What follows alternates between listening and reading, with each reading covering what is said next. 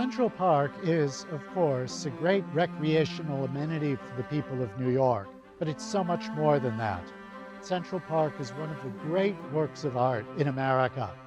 The former Parks Commissioner Gordon Davis once said that it's a cultural accomplishment on the level of Moby Dick or the invention of jazz. It was this vision of Central Park over which Henry Hope Reed and Arthur Ross bonded. This is the Arthur Ross Pinetum, the gift of a native New Yorker whose love of Central Park began when he was a boy. By the 1970s, the park was the victim of severe cutbacks in park funding. It's against that background that Arthur Ross began to fund the restoration of many of the park's features and to serve as a founding board member of the Central Park Conservancy. As the pioneer of the walking tour, as a columnist for the New York Herald Tribune, as an advocate for historic preservation, by the mid-1960s, Henry Hope Reed had done more than anyone in his generation to educate New Yorkers about their built environment. In 1966, the New York City Parks Department appointed Henry curator of Central Park. 2 years after that, Henry, together with the architect John Barrington Bailey and others, formed the organization Classical America to promote the classical as a living language of design. In the years following, the friendship of Henry Hope Reed and Arthur Ross led to the annual celebration of classical architecture that we call the Arthur Ross Awards.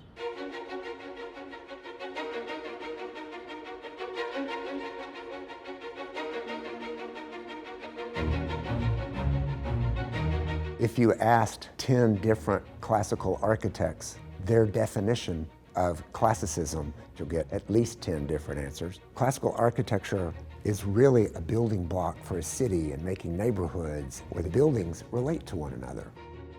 The world of classicism is a world of timeless values. We recognize our predecessors and the shoulders we stand upon, and our work in classicism is a bridge to a future that might also share with that past.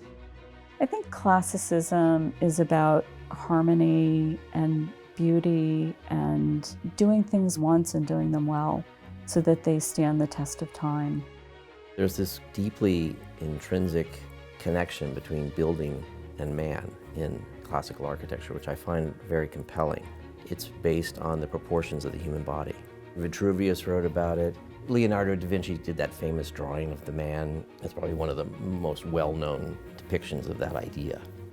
Classicism is the foundation. If you understand it, then you can take it further for our times in modern ways. So it's what everything is built on. You can't negate it. It's much more than a style. It's a language deriving from ancient Greek and Roman sources, but to emerge in myriad forms. And the very fact that classicism flourished as recently as it did is proof to me that it is no dead language like Latin. It's a living language.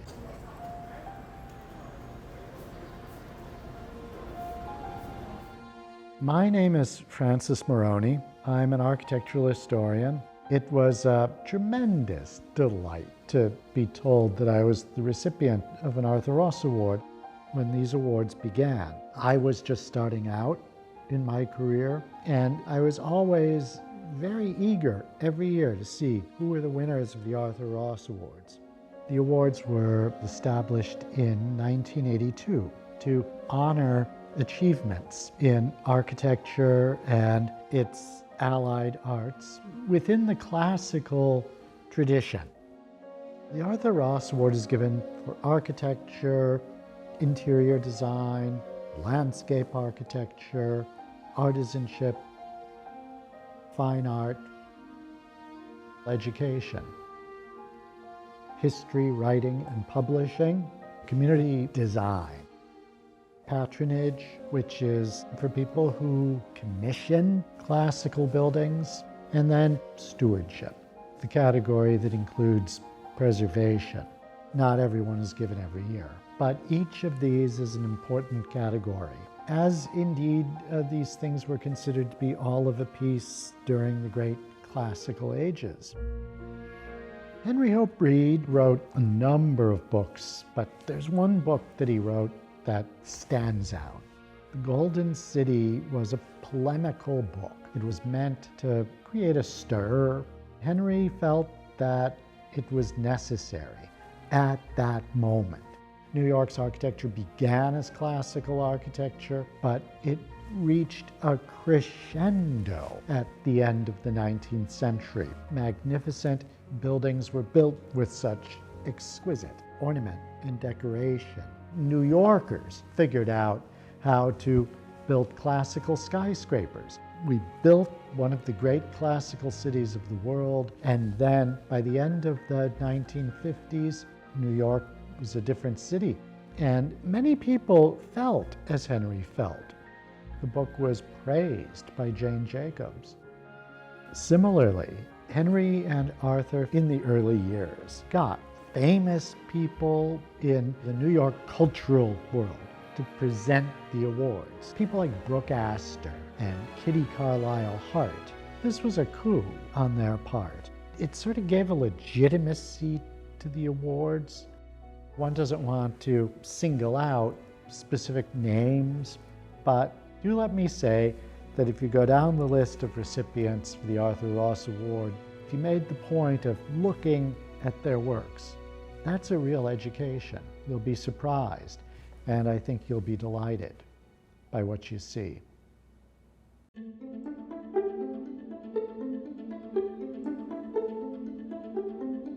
I'm Russell Wyndham. Our firm name is Curtis and Wyndham Architects here in Houston. I'm Bill Curtis. Curtis and Wyndham won the Arthur Ross in 1999. Arthur Schlesinger Jr. gave us our award, and when we walked up, he said, "You guys are too young to win," and it's good to see that classicism is thriving in the provinces. Yeah, that's what he said. We were happy to be there nonetheless. Here we are at Bayou Bend, the house of Ima Hogg, part of the family of the original developers of River Oaks, the area we'll be showing you today. When we came here, we were immediately drawn to John Staub and all that he had established in the neighborhood. Staub and other architects who were practicing around America were taking what they knew and applying it to their regions. In this case, I think Bayou Bend is unique. It is totally understood as a classical building in terms of its gravity, its permanence, its thickness. The details are completely in command and reserved, yet it's pink, it's full of rich detail.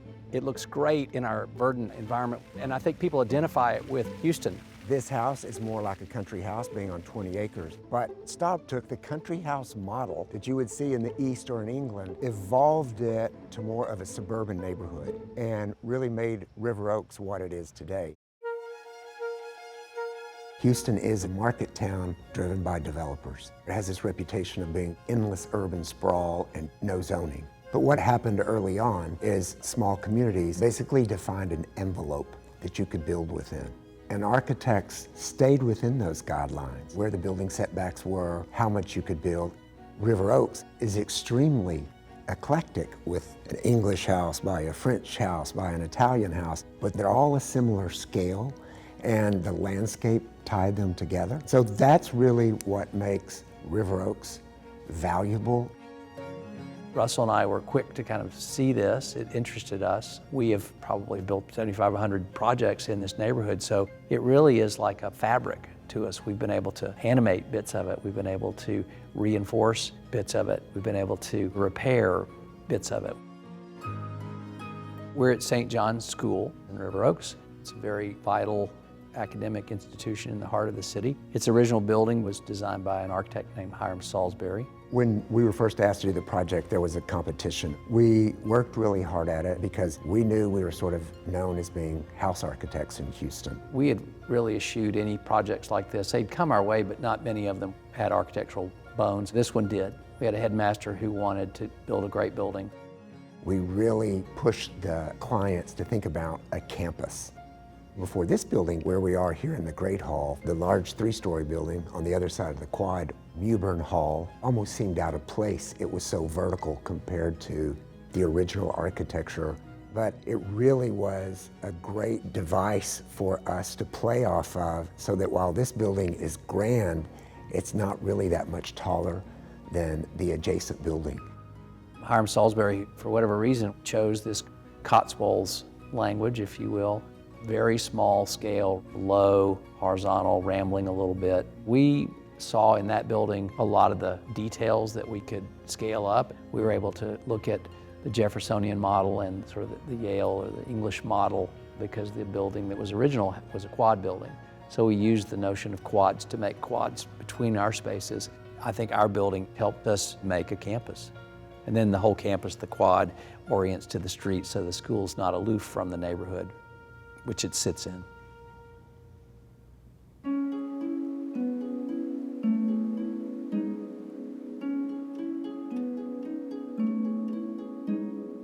I'm Catherine Herman. I am principal at Catherine Herman Design.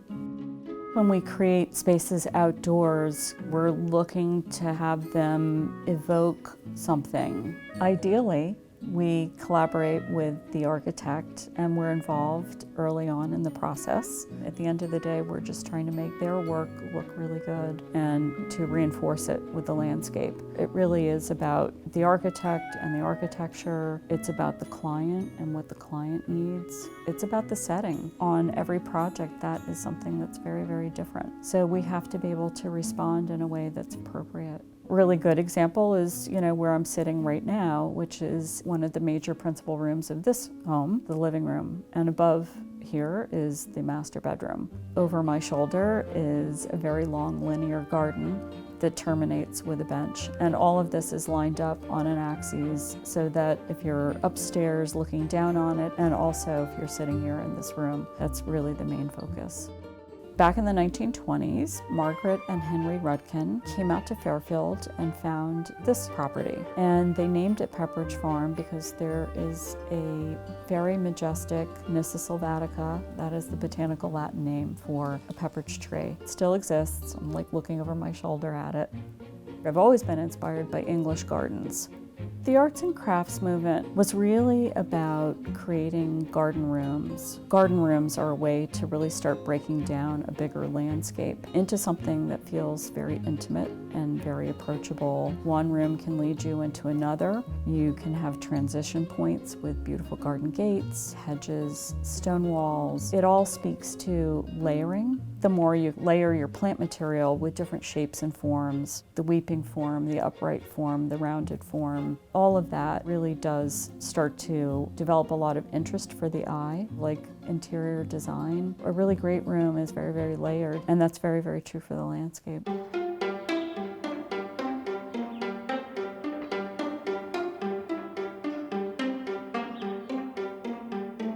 My name is Jeff Green. I'm the founder and chairman of Evergreen Architectural Arts. Evergreen started almost by accident. I was 23 or 4 years old. I moved to New York and I served my apprenticeship, self-imposed apprenticeship. I started painting billboards on Times Square. I learned certain skills there that the old timers had learned even during the Depression. And when I was in school, I painted frescoes, I ground my own colors, I made my own pigments, I was interested in materials, and I started my own company and surrounded myself with a lot of talented people. Our big break came when George Bush Sr. was vice president. And his office came up to bid. We'd done some earlier restorations. We bid on it, we were successful. And from there, we went on to do the Library of Congress. I worked in the Library of Congress for about 5 years, which cemented our place in that world. And then we've continued on from there. There's a wide range of skill sets at Evergreen. We have very, very skilled artists. Then we have material scientists who are trained in preservation. Then there are craftspeople who come up through the trades and take their trade to the very highest level. And there's this wonderful cross-pollination. One person has a specialty and they're influenced by the other people who work with them. These days, the scopes of the projects are very, very broad. More and more, we're responsible for all of the interior finishes. And that way we can tie it all together, which was the original intention with architects. It's a kind of return to an older way of thinking, especially in these older buildings. In 40 plus years, we've worked on most of the significant buildings in New York, and for that matter, in the United States. The New York Public Library, Empire State Building, 38 of the 50 state capitals, many cathedrals, courthouses, theaters. I personally have worked on over 400 theaters.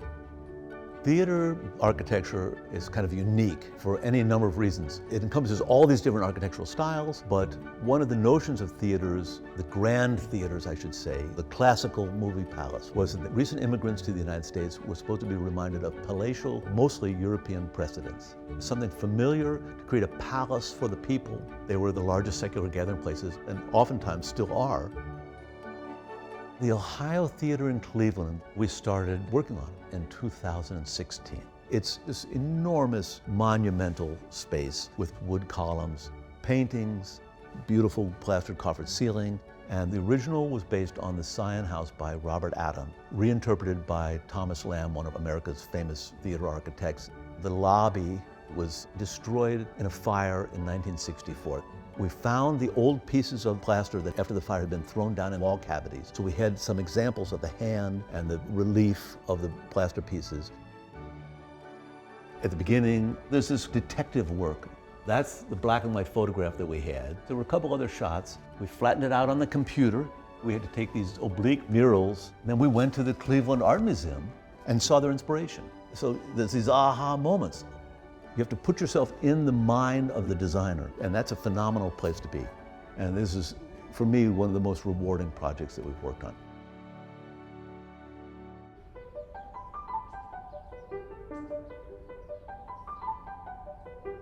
I'm Gil Schaefer, and I'm an architect.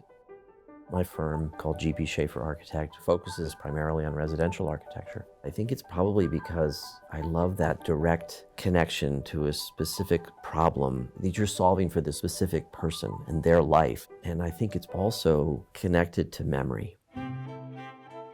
This house that I built about 20 years ago looks the way it does because of its context.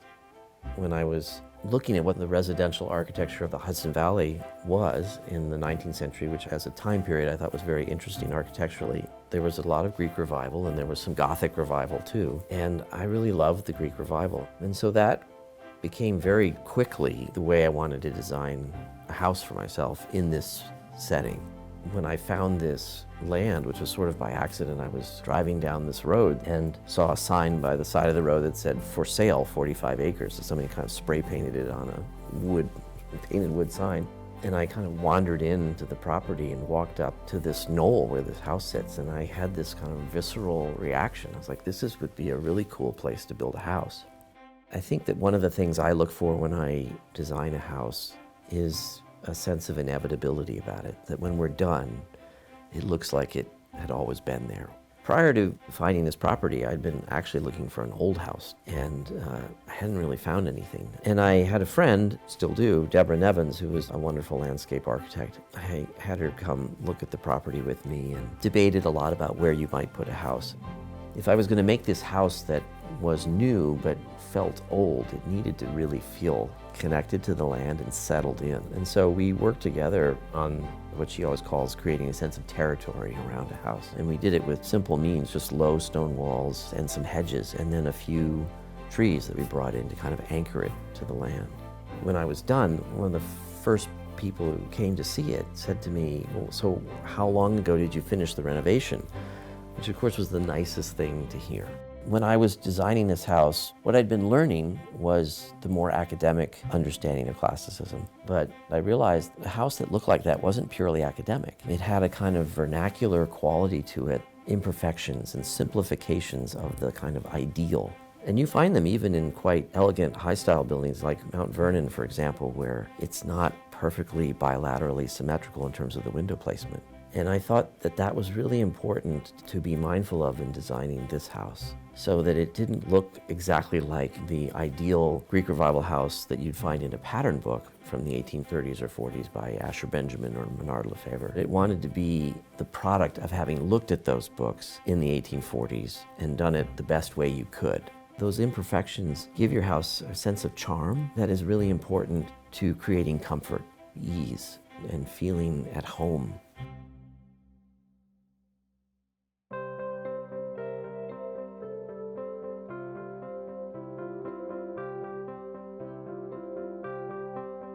My name is Liz Plater-Zyberk. I'm an architect, urban designer, and a university educator. Andres and I founded this firm as young architects dedicated to designing individual buildings. And our early projects taught us quite a bit about public taste, how housing is different than houses for patrons, and eventually took us into urban design. And perhaps the one that people know the best is Seaside, the new town in the Florida Panhandle, which generated a tremendous amount of publicity.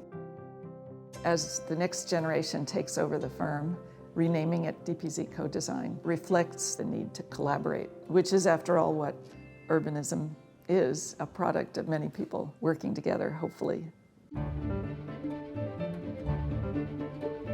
We're very different here in South Florida from the rest of the United States. There is an orthodox classicism which is seen in the civic buildings, as well as an urban design from the progressive era. But that said, we have a connection to the larger region. The buildings of Cuba, for instance, and Central America. Addison Meisner, one of the greats of South Florida architecture, traveled in Central America and picked up an influence of Spain translated through the native decorative arts, and then brought that back to Palm Beach and influenced the rest of Florida. At DPZ, I focused primarily on architecture locally, and two, I think, important projects were Camposano and Bermuda Village, because they became models for urban design in other places. This is Bermuda Village, an infill project caught between commercial buildings, a busy street, and a residential neighborhood. This was a long block, and we designed the Mews to make it more pedestrian friendly, and also to allow a lot of the houses to face the Mews instead of facing a busy street. In the tradition of the thematic villages of historic Coral Gables, this one was designed to emulate Bermudan architecture. And so you have the crenellated gables, and the different colors of pink are referring to the origins of pink in Bermuda, which were pigments made of oxblood. One of the classic elements of Bermudan architecture are the butteries, these stepped square buildings. The roofs and those buildings were lime painted because that was the way the drinking water was collected. We've emulated that with the white roofs, which is better for diminishing solar heat gain. And there is a buttery inside the block for the shared swimming pool facility. One of the things that the engagement with traditional and classical architecture, urban planning and design provides is not only looking historically to what might be learned from predecessors who by definition were more sustainable and less vehicle dependent, right? But also it enables that longer view of the future as well. It's a very important aspect of sustainability. You don't want to be constantly taking buildings down and replacing them the way we have been during the 20th century. People here, and particularly the designers, are very much aware that we have three kind of global issues that are very relevant to the way we may be designing buildings. Issues of climate change, of course, are very important. We may be looking at near future impacts in ways that other places are not, and we're already beginning to deal with them. COVID and transmissible disease, which we've never read as much about the topic as we have in the past year. A reminder that buildings that cross-ventilate, that might have large porches and all the kind of outdoor spaces that are so relevant to Miami, need to continue being a part, or even more so, of future building, no matter how dense it is. And then the third one is the whole issue of equality in the built environment. The opportunities that the built environment has offered for wealth over generations have not been shared with the minorities. So I think those three issues are very much in the forefront of a thinking designer's mind here in South Florida, but I dare say they should be on everyone's mind.